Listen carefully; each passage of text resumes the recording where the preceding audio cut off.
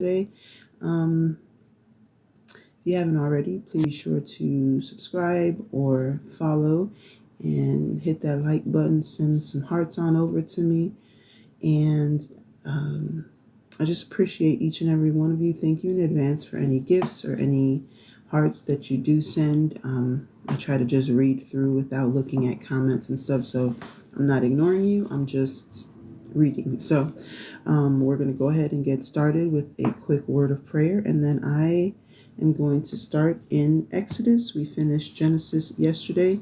And we're going to move right on into Exodus. One thing that I wanted to ask before I get started was, do you guys want me to do like a quick, I don't know how to call it, like go over Genesis, like a quick recap of Genesis at the end of the, once I'm done reading that chapter? Should I do like a quick recap or like Bible study notes or tips or things to go over again on your own time, or anything like that? Would you guys want me to do something like that? I thought about doing it, and then I don't know, I didn't follow through, and that was my fault. I should have just gone with it. But if you guys want me to do like a recap at the end of every chapter, let me know. And then the day after I finish the chapter, I'll put a recap together, or like study notes or a study guide for that month or for that book. And then I'll go into the next book. So just let me know if that's something that you'd want me to do, and I will work on that for the next chapters. Sorry about this. Then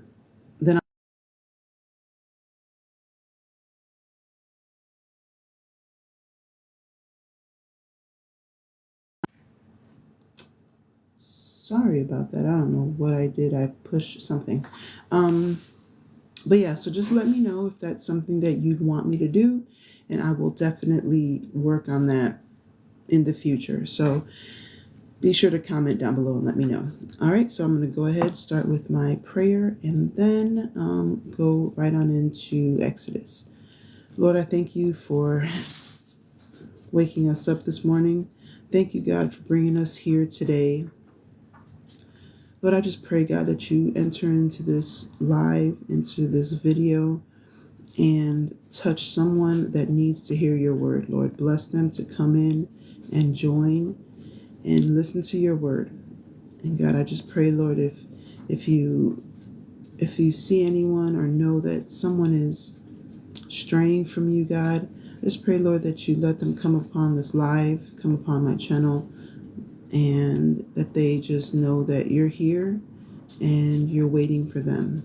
And God, I just pray, Lord, that you bless us, Lord, and open up doors of opportunities for us.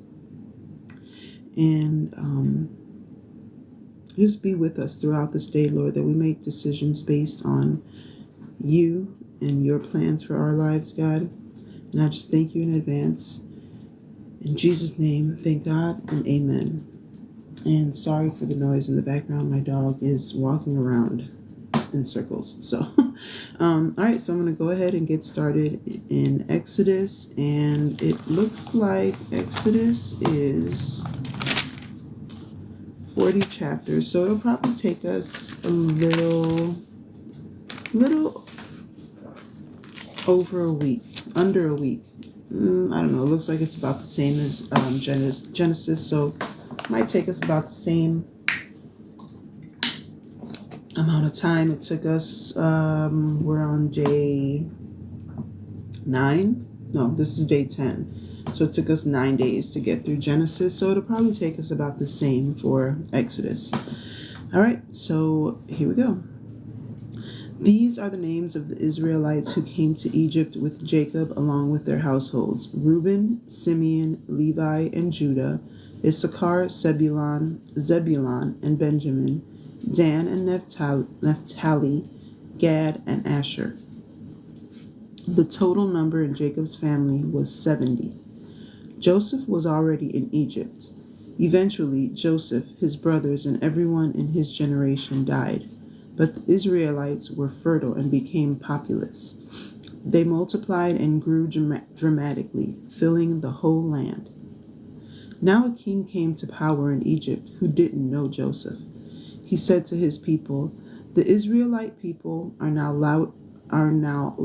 larger in number and stronger than we are. Come on, let's be smart and deal with them. Otherwise, they will only grow in number.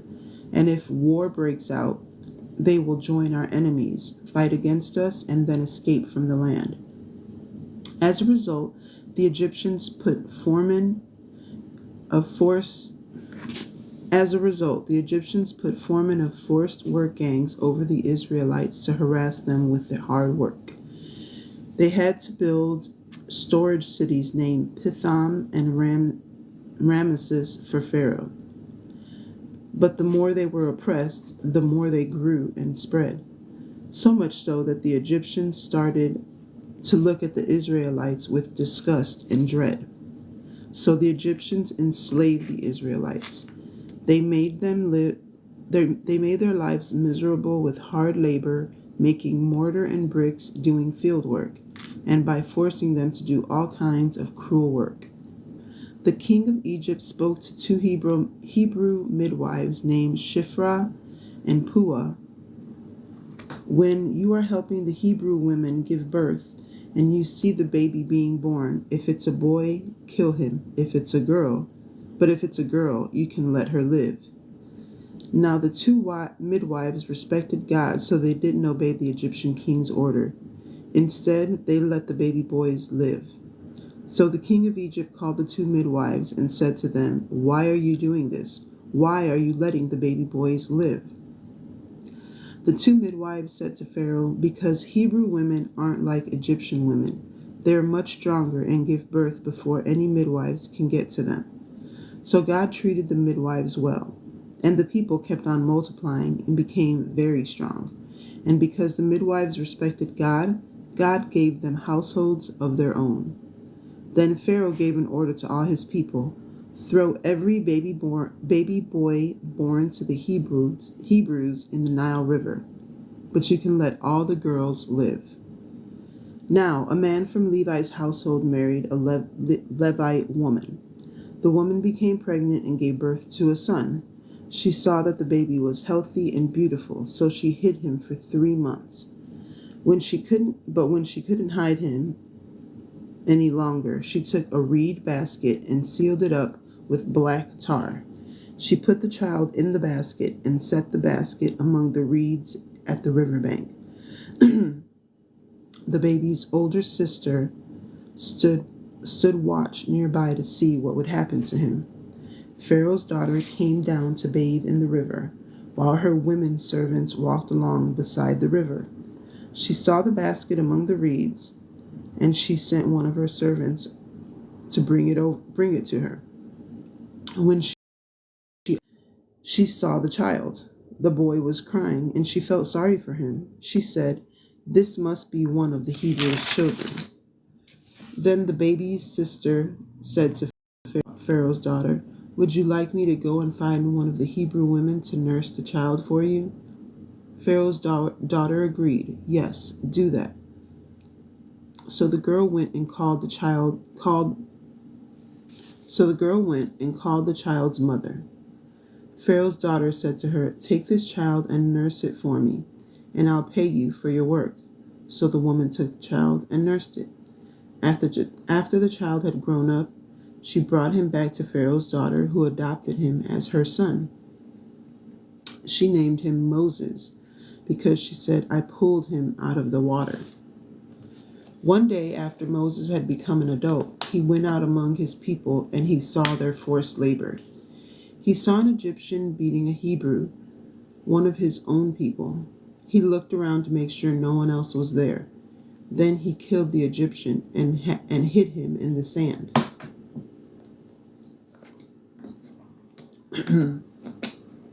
When Moses went out the next day, he saw two Hebrew men fighting with each other. Moses said to the one who had started the fight, "Why are you abusing your fellow Hebrew?" He replied, "Who made you a boss or judge over us? Are you planning to kill me like you killed the Egyptian?" Then Moses was afraid when he realized, they obviously know what I did. When Pharaoh heard about it, he tried to kill Moses. But Moses ran away from Pharaoh and settled down in the land of Midian. One day Moses was sitting by a well. Now there was a Midianite priest who had 7 daughters. The daughters came to draw water and fill the troughs so that their father's flock could drink. But some shepherds came along and rudely chased them away. Moses got up, rescued the women, and gave their flock water to drink.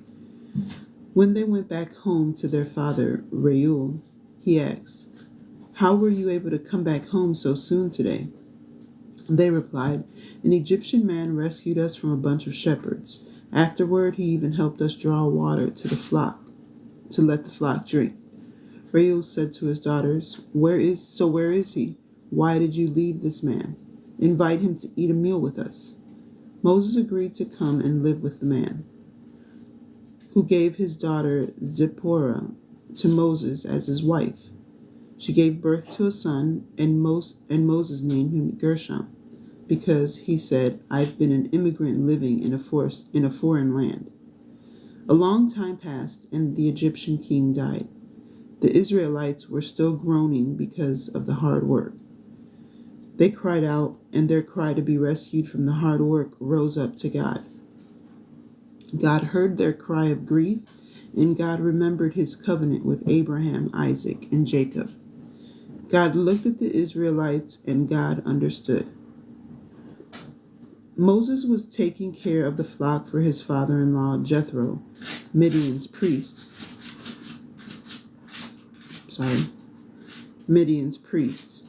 He led his flock out to the edge of the desert, and he came to God's mountain called Horeb. The Lord's messenger appeared to him in a flame of fire in the middle of a bush. Moses saw that the bush was in flames, but it didn't burn up. Then Moses said to himself, "Let me check out this amazing sight and find out why the bush isn't burning up." When the Lord saw that he was coming to look, God called to him out of the bush, "Moses, Moses." Moses said, "I'm here." Then the Lord said, "Don't come any closer. Take off your sandals, because you are standing on holy ground." He continued, "I am the God of your father, Abraham's God, Isaac's God, and Jacob's God." Moses hid his face because he was afraid to look at God. Then the Lord said, "I've clearly seen my people oppressed in Egypt. I've heard their cry of injustice because of their slave masters. I know about their pain. I've come down to rescue them from the Egyptians in order to take them out of the land and bring them to a good and broad land, a land that's full of milk and honey, a place where the Canaanites, the Hittites, the Amorites, the Perizzites, the Hivites, and the Jebusites all live. Now the Israelites' cries of injustice have reached me. I've known just how much the Egyptians have oppressed them, so get going. I'm sending you to Pharaoh to bring my people, the Israelites, out of Egypt." But Moses said to God, "Who am I to go to Pharaoh and to bring the Israelites out of Egypt?" God said, "I'll be with you, and this will show you that I'm the one who sent you. After you bring the people out of Egypt, you will come back here and worship God on this mountain." But Moses said to God, If I now come to the Israelites and say to them, 'The God of your ancestors has sent me to you,' they're going to ask me, 'What's this God's name?' What am I supposed to say to them?" God said to Moses, "I am who I am. So say to the Israelites, 'I am has sent me to you.'" God continued, "Say to the Israelites, 'The Lord, the God of your ancestors, Abraham's God, Isaac's God, and Jacob's God, has sent me to you. This is my name forever. This is how all generations will remember me. Go and get Israel's elders together and say to them, 'The Lord, the God of your ancestors, the God of Abraham, of Isaac, and of Jacob, has appeared to me.'" The Lord said, I've been paying close attention to you and to what has been done to you in Egypt. I've decided to take you away from the harassment in Egypt to the land of Canaanites, the Hittites, the Amorites, the Perizzites, the Hivites, and the Jebusites, a land full of milk and honey. They will accept what you say to them. Then you and Israel's elders will go to Egypt's king and say to him, the Lord, the Hebrews' God, has met with us.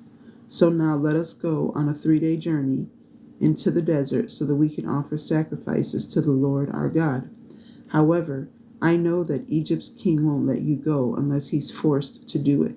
So I'll use my strength and hit Egypt with dramatic displays of my power. After that, he'll let you go. I'll make it so that when you leave Egypt, the Egyptians will be kind to you, and you won't go away empty-handed. Every woman will ask her neighbor along with the immigrant in their household for their silver and their gold jewelry, as well as their clothing. Then you will put it on your sons and daughters, and you will rob the Egyptians.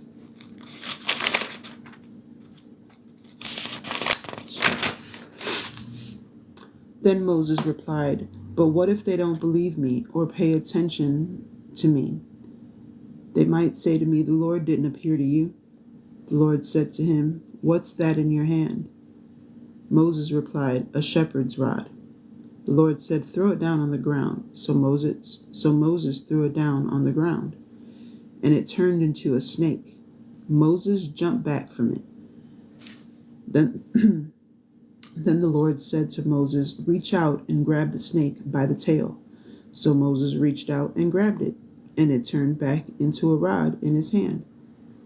Do this so that they will believe that the Lord, the God of their ancestors, Abraham's God, Isaac's God, and Jacob's God, has in fact appeared to you. Again, the Lord said to Moses, "Put your hand inside your coat." So Moses put his hand inside his coat. When he took his hand out, his hand had a skin disease flaky like snow.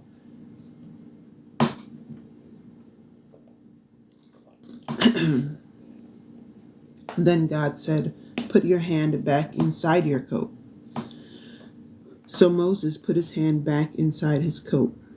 When he took it back out again, the skin of his hand had returned to normal. If they won't believe you or pay attention to the first sign, they may believe the second sign. If they won't believe even these 2 signs or pay attention to you, then take some water from the Nile River and pour it out on dry ground. The water that you take from the Nile will turn into blood on the dry ground. But Moses said to the Lord, "My Lord, I've never been able to speak well, not yesterday, not the day before, and certainly not now, since you've been talking to your servant. I have a slow mouth and a thick tongue." Then the Lord said to him, "Who gives people the ability to speak? Who's responsible for making them unable to speak or hard of hearing, sighted, or blind? Isn't it I, the Lord? Now go. I'll help you speak, and I'll teach you what you should say." But Moses said, "Please, my Lord, send someone else." Then the Lord got angry at Moses and said, "What about your brother Aaron, the Levite? I know he can speak very well. He's on his way out to meet you now, and he's looking forward to seeing you. Speak to him and tell him what he's supposed to say. I'll help both of you speak, and I'll teach both of you what to do. Aaron will speak for you to the people. He'll be a spokesperson for you, and you will be like God for him. Take the shepherd's rod with you too, so that you can do the signs." Moses went back to his father-in-law Jethro and said to him, "Please let me go back to my family in Egypt and see whether or not they are still living." Jethro said to Moses, "Go in peace." The Lord said to Moses and Midian, "Go back to Egypt because everyone there who wanted to kill you has died. So Moses took his wife and his children, put them on a donkey, and went back to the land of Egypt. Moses also carried the shepherd's rod from God in his hand. The Lord said to Moses, "When you go back to Egypt, make sure that you appear before Pharaoh and do all the amazing acts that I've given you the power to do. But I'll make him stubborn so that he won't let the people go. Then say to Pharaoh, 'This is what the Lord said. Israel is my oldest son. I said to you, let my son go so he could worship me. But you refused to let him go. As a result, now I'm going to kill your oldest son.'" During their journey, as they camped overnight, the Lord met Moses and tried to kill him. But Zipporah took a sharp-edged flint stone and cut off her son's foreskin. Then she touched Moses' genitals with it and said, "You are my bridegroom because of the bloodshed." So the Lord let him alone. At that time, she announced, "A bridegroom because of bloodshed by circumcision." The Lord said to Aaron, "Go into the desert to meet Moses." So he went, and Aaron met him at God's mountain and greeted him with a kiss. Moses told Aaron what the Lord had said about his mission and all the signs that the Lord had told him to do. Then Moses and Aaron called together all the Israelite elders. Aaron told them everything the Lord had told to Moses, and he performed the signs in front of the people. The people believed. When they heard that the Lord had paid attention to the Israelites and had seen their oppression, they bowed down and worshipped. And let me see. I can make it through that. Afterward, Moses and Aaron went to Pharaoh and said, "This is what the Lord, Israel's God, says. Let my people go so that they can hold a festival for me in the desert." But Pharaoh said, Who is the Lord whom I'm supposed to obey by letting Israel go? I don't know this Lord, and I certainly won't let Israel go. Then they said, "The Hebrews' God has appeared to us. Let us go on a 3-day journey into the desert so we can offer sacrifices to the Lord our God. Otherwise, the Lord will give us a deadly disease or violence." The king of Egypt said to them, "Moses and Aaron, why are you making the people slack off from their work? Do the hard work yourselves." Pharaoh continued, "The land's people are now numerous, yet you want them to stop their hard work?" On the very same day, Pharaoh commanded the people's slave masters and supervisors, "Don't supply the people with the straw they need to make bricks like you did before. Let them go out and gather the straw for themselves, but still make sure that they produce the same number of bricks as they made before. Don't reduce the number. They are weak and lazy, and that's why they cry. Let's go and offer sacrifices to our God. Make the men's work so hard that it's all they can do, and they can't focus on these empty lies." So the people's slave masters and supervisors came out and spoke to the people. "This is what Pharaoh says. I'm not giving you straw anymore. Go and get the straw on your own, wherever you can find it, but your work won't be reduced at all." So the people spread out all through the land of Egypt to gather stubble for straw. The slave masters drove them hard and said, "Make sure you make the same daily quota as when you had the straw." The Israelite supervisors whom Pharaoh's slave masters had set over them were also beaten and asked, "Why didn't you produce the same number of bricks yesterday and today as you did before?" Then the Israelite supervisors came and pleaded to Pharaoh, "Why do you treat your servants like this? No straw is supplied to your servants, yet they say to us, 'Make bricks.' Look at how your servants are being beaten. Your own people are to blame." Pharaoh replied, "You are lazy bums, nothing but lazy bums. That's why you say, let us go and offer sacrifices to the Lord. Go and get back to work. No straw will be given to you, but you still need to make the same number of bricks." The Israelite supervisors saw how impossible their situation was when they were commanded, Don't reduce your daily quota of bricks. When they left Pharaoh, they met Moses and Aaron, who were waiting for them. The supervisors said to them, "Let the Lord see and judge what you've done. You've made us stink in the opinion of Pharaoh and his servants. You've given them a reason to kill us." Then Moses turned to the Lord and said, "My Lord, why have you abused this people? Why did you send me for this? Ever since I first came to Pharaoh to speak in your name, he has abused this people, and you've done absolutely nothing to rescue your people." The Lord said to Moses, "Now you will see what I'll do to Pharaoh. In fact, he'll be so eager to let them go that he'll drive them out of his land by force." God also said to Moses, "I am the Lord. I appeared to Abraham, Isaac, and Jacob as God Almighty, but I didn't reveal myself to them by my name, the Lord. I also set up my covenant with them to give them the land of Canaan where they lived as immigrants. I've also heard the cry of grief of the Israelites, whom the Egyptians had turned into slaves, and I've remembered my covenant. Therefore, say to the Israelites, I am the Lord. I'll bring you out from Egyptian forced labor. I'll rescue you from slavery to them. I'll set you free with great power and with momentous events of justice. I'll take you as my people, and I'll be your God. You will know that I, the Lord, am your God, who has freed you from Egyptian forced labor. I'll bring you into the land that I promised to give to Abraham, Isaac, and Jacob. I'll give it to you as your possession. I am the Lord." Moses told this to the Israelites, but they didn't listen to Moses because of their complete exhaustion and hard labor. Then the Lord said to Moses, "Go and tell Pharaoh, Egypt's king, to let the Israelites out of this land."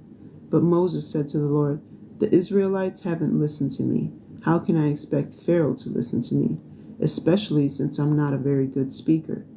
Nevertheless, the Lord spoke to Moses and Aaron about the Israelites and Pharaoh, Egypt's king, giving them orders to let the Israelites go from the land of Egypt. These were the leaders of their households. The descendants of Reuben, Israel's oldest son, Hanok, Pelu, Hezron, and Carmi. These were Reuben's clans. The Simeonites, Jemuel, Jamin, Ohad, Jachin, Zohar, and Shaul, a Canaanite woman's son. These were Simeon's clans. These were the Levites' names by their generations: Gershon, Kohath, and Merari. Levi lived 137 years. The Gershonites, Libni and Shimei and their clans. The Kohathites, Amram, Izhar, Hebron, and Uziel lived.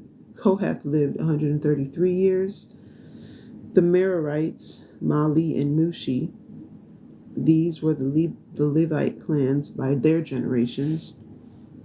Amram married Jochebed, his father's sister. She gave birth to Aaron and Moses. Amram lived 137 years. The Izharites, Korah, Nepheg, and Zikri. The Uzzielites, Mishael, Alzaphan, and Sithri. Aaron married Elisheba, Aminadab's daughter, and Nahshon's sister. She gave birth to Nadab, Abihu, Eleazar, and Ithamar. The Korahites, Aser, Elkanah, and Abiasaph. These were the Korahite clans. Aaron's son Eleazar married one of Putiel's daughters. She gave birth to Phinehas. These were the leaders of the Levite households by their clans. It was this same Aaron and Moses whom the Lord commanded, "Bring the Israelites out of the land of Egypt in military formation." It was also the same Moses and Aaron who spoke to Pharaoh, king of Egypt, to bring the Israelites out of Egypt. At the time the Lord spoke to Moses in the land of Egypt, the Lord said to him, "I am the Lord. Tell Pharaoh, Egypt's king, everything that I have said to you." But Moses replied to the Lord, "Look, I'm not a very good speaker. How is Pharaoh going to listen to me? And we're going to end right there because that took us through chapters 1 through 6 of Exodus. So tomorrow we'll start at chapter 7. If you are just joining and you missed the beginning of this live, I will be reposting the live onto my YouTube channel at 9 a.m. Central Standard Time, and they are all posted over there, so you can go from beginning to where we are at currently and catch up, or listen at your convenience. I thank you to everyone who has joined, everyone who's watched, and I just pray that you all have an amazing blessed day, and until next time, be blessed and be the reason someone smiles. Bye guys.